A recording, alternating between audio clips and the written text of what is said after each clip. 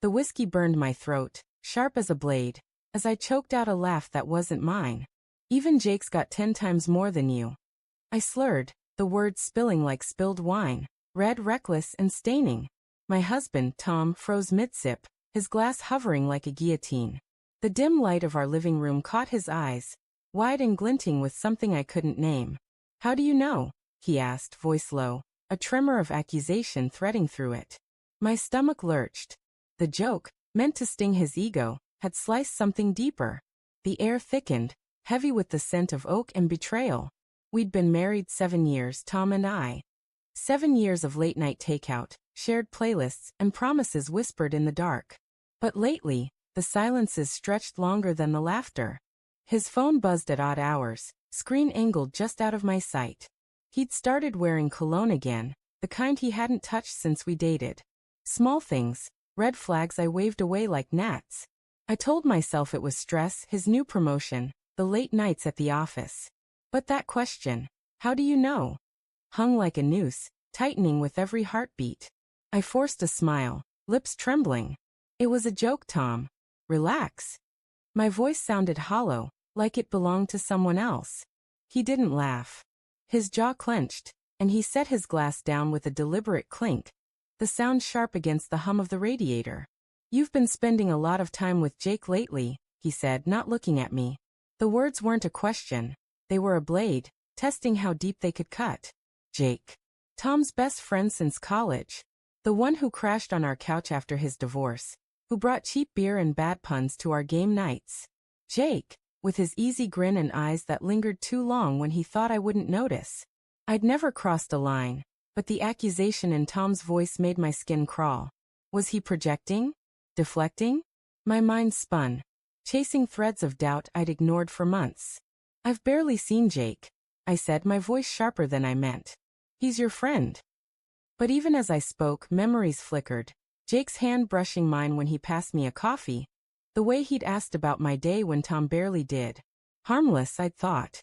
But Tom's eyes, dark and searching, made me question everything. The next morning, the house felt like a held breath. Tom left for work without a word, his coffee untouched on the counter. I stood in the kitchen, the linoleum cold under my bare feet, staring at his mug. A faint lipstick smudge marked the rim. Pink, not my shade. My heart thudded, a dull ache spreading through my chest. I told myself it was nothing. A coworker's mug. A mistake. But my hands shook as I opened his laptop, left carelessly on the dining table. The screen glowed to life, his email already open. I wasn't snooping, not really. Just checking. My eyes scanned the inbox, landing on a name, Claire. No last name, just Claire, like a secret whispered in the dark. The subject line read, "Miss you already." My breath caught, a jagged thing tearing at my throat. I clicked. Last night was incredible. Can't stop thinking about you. Same time tomorrow? The words blurred as tears stung my eyes. Below, a reply from Tom. You're killing me. Yes. My knees buckled, and I gripped the table, the wood biting into my palms. The room spun, the hum of the fridge now a roar in my ears. I scrolled, each email a fresh wound. You make me feel alive again. She doesn't suspect a thing. I love you. Love. The word gutted me.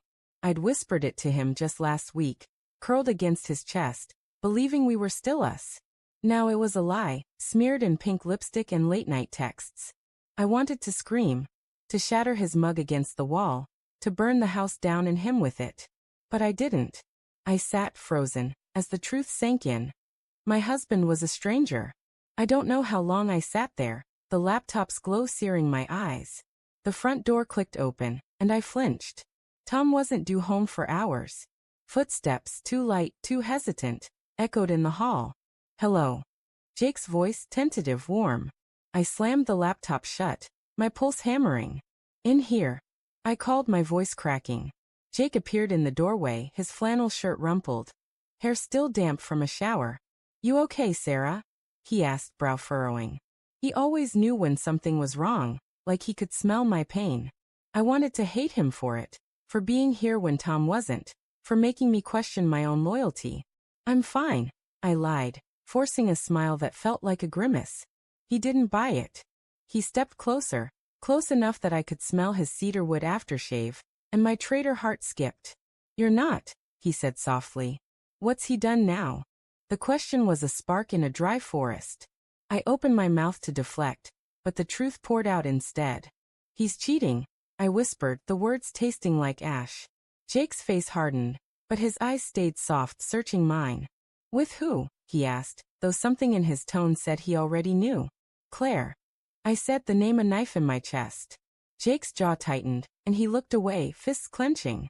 "I saw her with him," he admitted, voice low. "Last week, at that bar downtown." I didn't want to believe it. His words were a punch, stealing my breath. He'd known. He'd known and said nothing. "Why didn't you tell me?"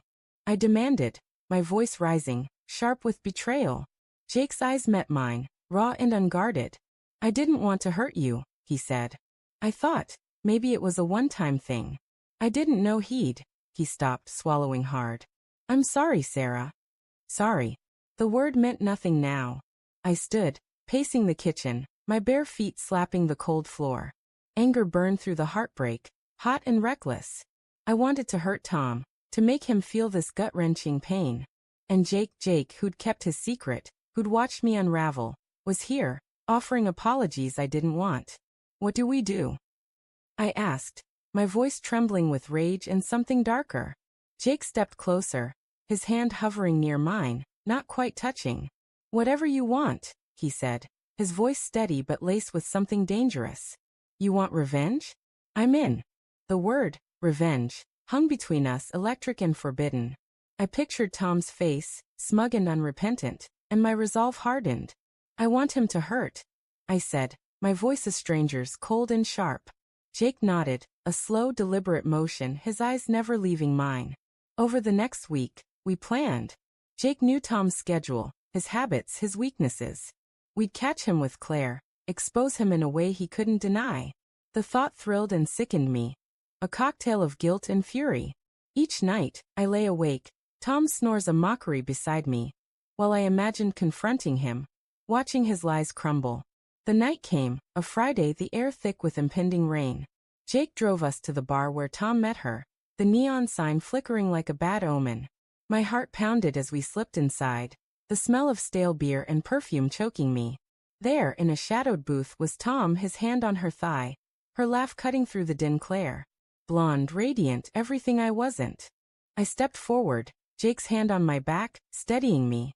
"Tom," I said, my voice a blade. He turned, face paling, her lipstick smeared on his collar. "Sarah," he started, but I cut him off.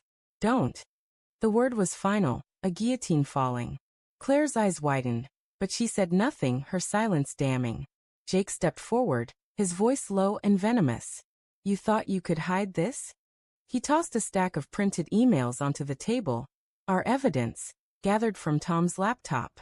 Tom's face crumpled, guilt and fear warring in his eyes. "It's not what you think," he stammered, but the lie was weak, crumbling under the weight of truth. I leaned in, my voice a whisper, sharp enough to cut. "You broke us," I said. "But I'm not broken." I turned to leave, Jake at my side, his presence a quiet strength. As we stepped into the rain, the world felt cleaner, sharper. Tom's pleas faded behind us, drowned by the storm. But as we drove away, Jake's hand brushed mine, lingering just a moment too long.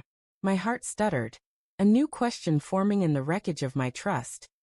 Had I traded one betrayal for another? The rain blurred the windshield, and I wondered if revenge had freed me, or bound me to something far more dangerous.